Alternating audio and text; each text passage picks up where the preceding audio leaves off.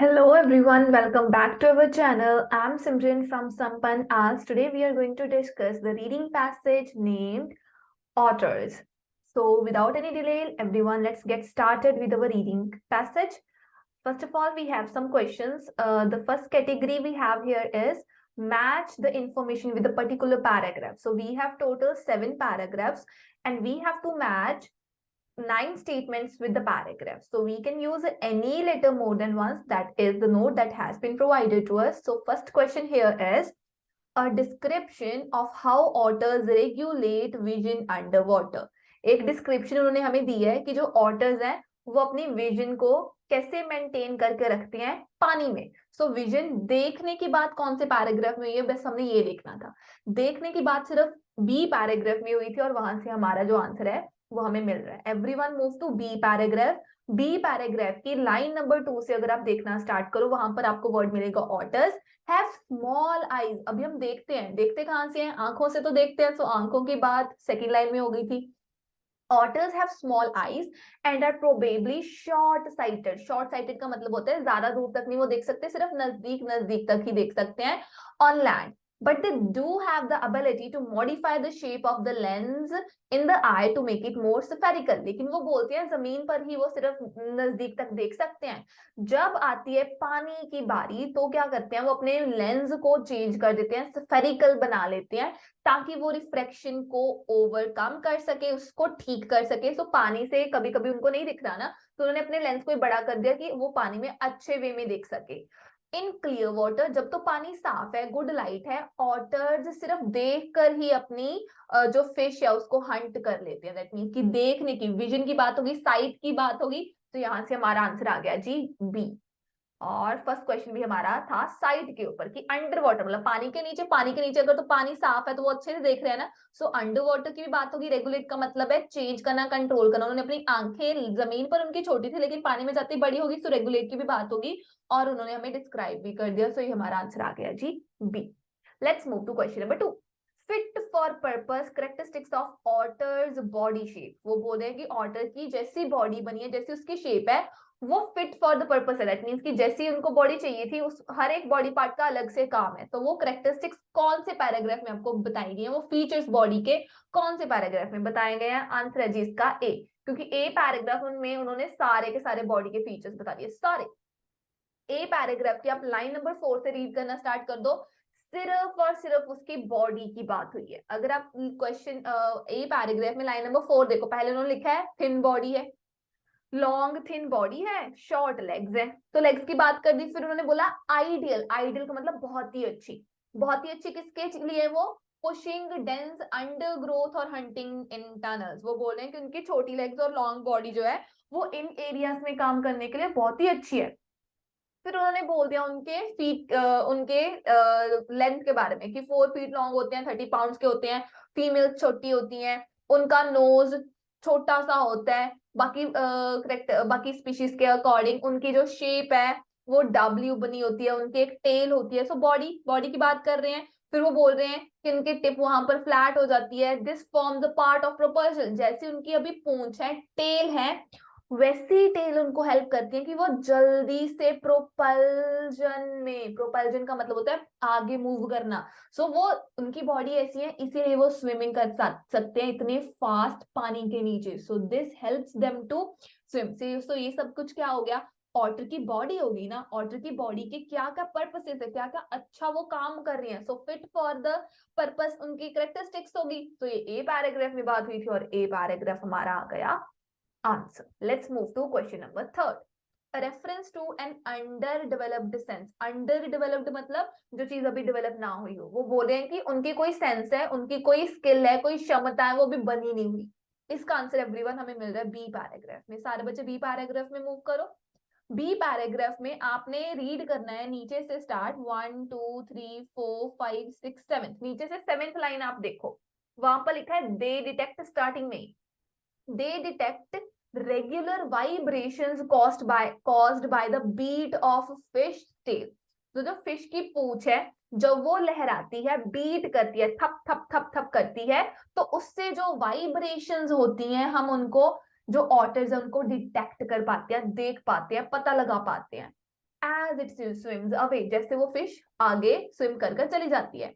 This allows otter, इसकी वजह से जो ऑटर्स हैं to hunt even in murky water, इसकी वजह से वो क्या कर पाते हैं, वो फिश को हंट कर पाते हैं ऐसे पानी में भी। सो उन्होंने क्या बोला है, एक अंडर डेवलप्ड क्या स्किल। सो अभी अंडर डेवलप्ड का मीनिंग मैंने बताया था, जो चीज इतनी अच्छे से ना बनी हो। अब उन्होंने क्या बोला यहाँ पर कि जो पानी एकदम गंदा गंदा सो साफ ना हो, उसमें भी वो रेगुलर जो वाइब्रेशंस उनको डिटेक्ट कर पाते। दैट मींस फिश को चाहे वो नहीं देख पाए, क्यों, क्योंकि इनकी आईज क्या थी, वो सही नहीं थी, लेकिन फिर भी वाइब्रेशन से उन्होंने पता लगा लिया। सो ये क्या था, उनका आईज अच्छे से डेवलप नहीं हुई थी, उनकी विजन इतनी अच्छी नहीं थी, लेकिन फिर भी उन्होंने वाइब्रेशन से जो फिश को पता लगाया, ये क्या हो गया, अंडर डेवलप्ड स्किल उनकी। सो बी पैराग्राफ में आई साइट की भी बात हुई और एक अलग से जो वाइब्रेशंस को वो सेंस कर पाते हैं उसकी बात होगी। सो हमारा आंसर आ गया बी पैराग्राफ से। Let's move to question number 4, an explanation of why agriculture failed in otter conservation efforts। अभी हमने देखना है कि ऑटर को प्रोटेक्ट करने के एफर्ट्स में एग्रीकल्चर कैसे फेल हो रहा है। दैट मींस एग्रीकल्चर की बात कौन से पैराग्राफ में हुई है, और ये सिर्फ हुई थी जी एफ पैराग्राफ में। ऑटर्स को प्रोटेक्ट करने की बात भी एफ पैराग्राफ में हुई थी। Everyone move to F paragraph. F paragraph की सेकेंड लाइन आप रीड कर लो। सेकेंड लाइन के लास्ट वर्ड्स में आपको मिलेगा इन 1955 इन एग्रीकल्चर, एंड बाकी इंडस्ट्रीज में क्या था, पेस्टिसाइड्स उनको मिल रहे थे, जिनकी वजह से पॉपुलेशन जो थी बहुत ज्यादा कम हो रही थी, ये सारे के सारे एनिमल्स की।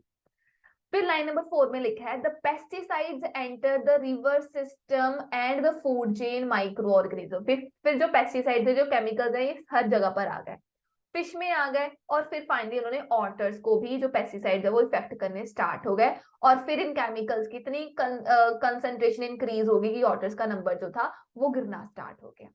Otters number did not end continue to fall in the 80s। जो ऑटर का नंबर है वो क्विकली रिकवर नहीं कर पाया। बाकी स्पीशीज तो ठीक होगी, लेकिन जो ऑटर्स का नंबर है ना, वो कम नहीं हो पाया। ऑटर्स का नंबर गिरता रहा, गिरता रहा। दैट मींस उन्होंने प्रोटेक्ट करने की कोशिश की, उन्होंने केमिकल्स को रोक लगाया, फेज आउट कर दिया, खत्म कर दिया, लेकिन ऑटर्स का नंबर फिर भी गिर रहा था। दैट मींस ऑटर प्रोटेक्ट नहीं कर पाए। एग्रीकल्चर में जो हमने केमिकल्स यूज किए उसकी वजह से थे ना। सो सब कुछ हो रहा। सो यहाँ से हमारा आंसर आ गया जी F. Let's move to question number 5, a description of some of the otters social characteristics. की ऑटर जो है वो एक सोशली भी, उसमें बहुत सारे फीचर्स है। अभी सोशल का मतलब क्या होता है, मिलना जुलना, इंटरेक्ट करना, राइट।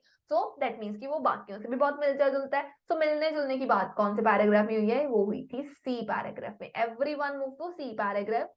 सी पैराग्राफ की आप दूसरी लाइन से पढ़ना स्टार्ट करो। वहां पर लिखा है being such shy and very creative. Shy मतलब शर्मीला, वेरी का मतलब होता है केयरफुल, कि है तो वैसे वो बहुत ही शाय और बहुत ही केयरफुल सा animal creature. They will prefer territories where man activities do not impinge greatly. वो बोल रहे हैं वो ऐसी जगह पर अपना झुंड, अपनी टेरिटरीज, अपना पूरा ग्रुप बनाएगा जहां पर ह्यूमन आता ही ना हो। दैट मीन्स वो ह्यूमन से बात ही नहीं करेंगे, वो ह्यूमन के साथ इंटरेक्ट ही नहीं करेंगे। दैट मीन्स ये उसकी होगी सोशल कैरेक्टरिस्टिक्स। सोशल मतलब वो कैसे बाकियों के से बिहेव करता है। बाकियों से बिहेव कैसे करता है जी, वो शर्मीला है, शाय है, बिहेव ही नहीं करता, और बहुत ही केयरफुल सा है, हमेशा अपने आसपास का ख्याल रखता है। सो यहाँ से हमारा आ गया सोशल कैरेक्टरिस्टिक्स उसकी, कि शाय है और वो वेरी क्रिएचर है। सो हमारा आंसर आ गया जी C. Everyone let's move to the question number 6, a description of how baby otters grow. कि बेबी ऑटर्स कैसे बड़े होते हैं उसकी बात कौन से पैराग्राफ में हुई है जी, आंसर है इसका ई पैराग्राफ में। ई पैराग्राफ में अगर आप मूव करो तो जो हमारे फर्स्ट पेज पर ई पैराग्राफ था, मतलब मींस कि उसकी लाइन नंबर 4 वहां पर आपको मिलेगा। पहले तो एट 5 वीक, अभी उन्होंने हमें बेबीज की बात करनी स्टार्ट कर दी थी कि कोस्टल ऑटर्स क्या है, वो बहुत ही वो स्मॉल लीटर्स को प्रोड्यूस करते हैं। फिर उन्होंने बोला है एट 5, जब वो 5 वीक्स के होते हैं, दे ओपन देयर आईज। जो बेबी ऑटर्स वो अपनी आंखें खोल लेते हैं। अ टाइनी कब ऑफ 700 ग्राम्स, वो सिर्फ उनका भार सिर्फ इतना होता है। एट 7 वीक्स, जब वो 7 वीक्स के होते हैं, they are weaned into onto solid food, फिर वो सॉलिड फूड खाना स्टार्ट कर देते हैं। फिर जब वो 10 वीक्स के होते हैं वो अपना नेस्ट छोड़कर डे लाइट में ब्लिंक करना स्टार्ट कर देते, फिर 3 मंथ्स की बात कर दी, फिर 8 मंथ्स की बात कर दी। ये था क्या? ये बेबी था ना ऑटर का। तो कौन से पैराग्राफ में बात हुई थी? ई की। और वो ग्रो कर रहा है, देखो पहले 3 वीक्स, फिर 6 वीक्स, फिर मंथ्स, और ये ग्रो करने की बात होगी, और हमारा आंसर आ गया जी ई। और बेबी ऑटर्स की बात हुई है, तो बेबीज ही थे, तो जब वो उनका बर्थ हो गया था उसके बाद का टाइम था, तो हमारा आंसर फिर भी ई आ रहा है। Let's move to 7 number question. The conflicted opinion. Conflicted का मतलब होता है जी लड़ाई झड़ाई।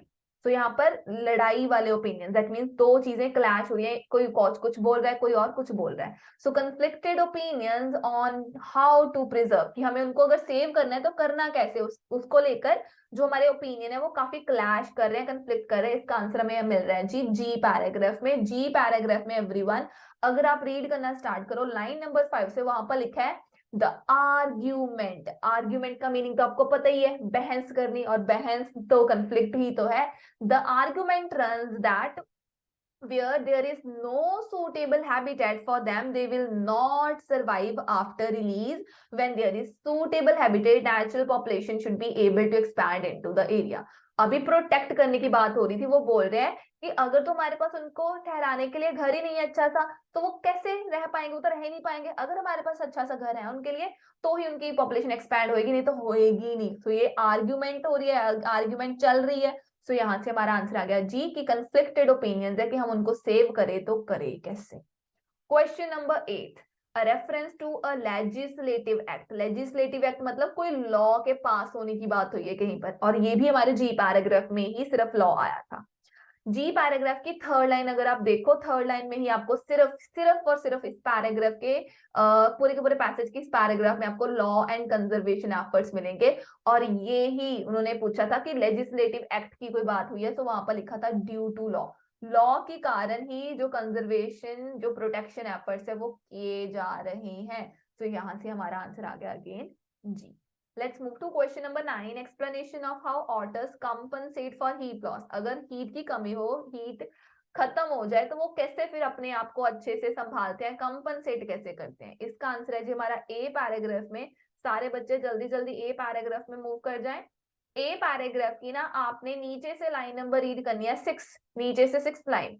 ऑटर्स फर, ऑटर का जो फर होता है वो क्या होता है? वो दो तरह के हेयर से बना होता है। एक तो जी हमारे पास होते हैं स्टाउट गार्ड हेयर, राइट।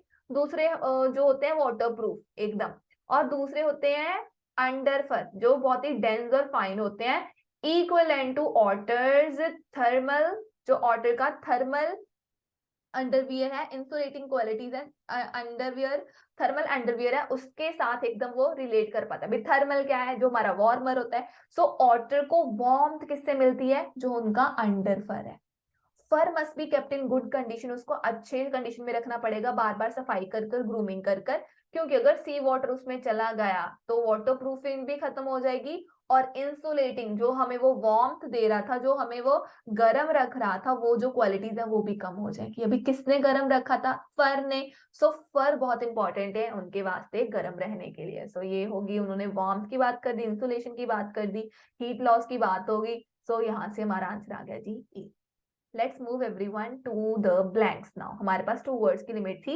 यहाँ पर लिखा है what affect the otter outer fur of otters, कि ऑटर की जो बाहर वाली फर है उसको क्या अफेक्ट कर रहा है? उसको अफेक्ट कर रहा था जी, अभी हमने पढ़ा है, हम दोबारा से पढ़ते हैं। ए पैराग्राफ में सारे बच्चे मूव कर जाए नीचे से 4th लाइन, सी वाटर वहां पर लिखा है। सी वाटर रिड्यूस कर देता है किसको? वाटर प्रूफिंग को। वाटर प्रूफिंग कैसे याद की? यहाँ पर लिखा था ना 2 टाइप ऑफ हेयर। पहला था स्टाउट गार्ड हेयर, जो वाटर प्रूफ आउटर कवरिंग बनाता है। तो वाटर प्रूफ आउटर कवरिंग अगर खत्म होगी, दैट मीन्स किसने की? सी वाटर ने ना। सो सी वाटर यहाँ से आपका आंसर आ सकता है। नेक्स्ट लाइन अगर आप पढ़ो, वहां पर भी लिखा है salt water gets in the fur, की फर में सॉल्ट वाटर चला गया, अभी किसने खराब किया? सॉल्ट वाटर में। ये भी आपका आंसर आ सकता है। लास्ट में उन्होंने लिखा है कि वो पूल्स में सॉल्ट को वॉश ऑफ कर देते हैं, दैट मीन्स कि किसने खराब करना था? सॉल्ट ने। सो यहाँ पर भी आप अपना आंसर सॉल्ट लगा सकते हो। सो आपको 3 के 3 आंसर, जो आपके तीनों के 3 आंसर्स ठीक है, आपने बस उसमें से कोई एक करेक्ट आंसर लगाना था। Question number 11, what skill is not necessary, कौन सी चीज उनको चाहिए ही नहीं for Asian short Claude otters? जो एशियन छोटे क्लॉ वाले ऑटर्स हैं उनको कौन सी चीज चाहिए ही नहीं? Answer is swimming speed. Swimming speed नहीं चाहिए उनको। अभी हमने एशियन शॉर्ट क्लॉड वाला फाइंड आउट करना था। और बी पैराग्राफ में नीचे से थर्ड लाइन एवरीवन आपको मिलेगी, while the Asian short clawed otters has no webbing, उनके पास वेबिंग ही नहीं है, लेकिन उन्होंने पूछा कौन सी चीज की जरूरत ही नहीं है उनको। दे Hunt for shrimps in डिचेज and paddy field, वो श्रिम्प्स को हंट करते हैं।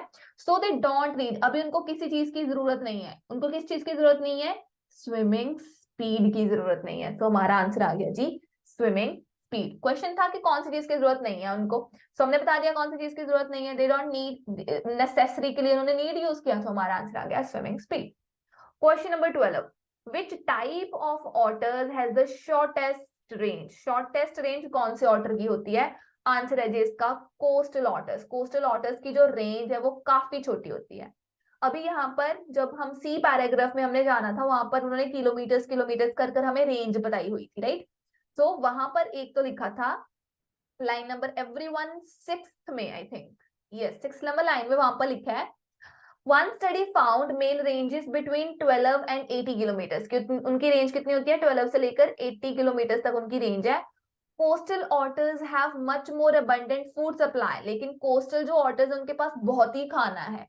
and ranges for male and female may be just a few kilometers of coastline, और उनके बस few kilometers, that means 2-3-4 kilometre ही उनको बस रेंज होती है। so, किन ऑटर्स की रेंज 2-3-4 किलोमीटर हुई, कोस्टल ऑटर्स की ना। so, यहाँ से हमारा आंसर आ गया coastal otters everyone for the 12th question. Let's move now to next question, question number 13th question है, which type of animal do otters hunt occasionally, which type of animal, उन्होंने animal की type पूछी है कि ऐसा कौन सा animal है जिनको ऑटर्स ओकेजनली, बहुत ही कभी कभार हंट करते हैं। Answer is small mammals, right everyone, कभी कभार, occasionally, once in a while.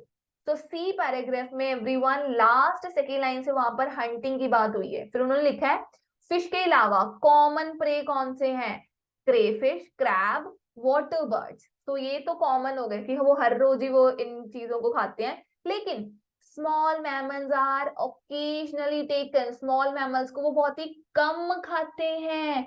तो यहाँ से हमारा आंसर क्या आएगा, स्मॉल मैमल्स ना। उन्हें टाइप पूछे, टाइप क्या है, small mammal, most commonly rabbits but sometimes even mole. अभी रैबिट्स और मोल्स अलग अलग से तो हम लिख नहीं सकते, उन्होंने लिखा है कॉमनली वो रैबिट्स को करते हैं लेकिन समटाइम्स मोल्स को खाते हैं, लेकिन उन्होंने पूछा था सबसे कॉमन काइंड ऑफ एनिमल क्या है, सो हमारा आंसर आ गया small mammal. So this is the end of your first passage everyone, reading explanation of the passage otters. I hope आपको ये सारी की सारी रीडिंग का जो पैसेज है वो अंडरस्टैंड हुआ हो। अगर आपको कुछ नहीं समझ लगा, आपको कोई भी मिस्टेक है, प्रॉपरली कोई क्वेश्चन नहीं समझ लग रहा, आप हमें कांटेक्ट कर सकते हैं, आप कमेंट करके हमें बता सकते हैं। इस वीडियो को अपने फ्रेंड्स के साथ जरूर शेयर करना, और आप हमें पॉजिटिव और नेगेटिव जो भी फीडबैक अगर वो देंगे तो हमें अच्छा लगेगा, हम अपने आपको और इम्प्रूव कर सकेंगे। Thank you everyone, subscribe to our channel.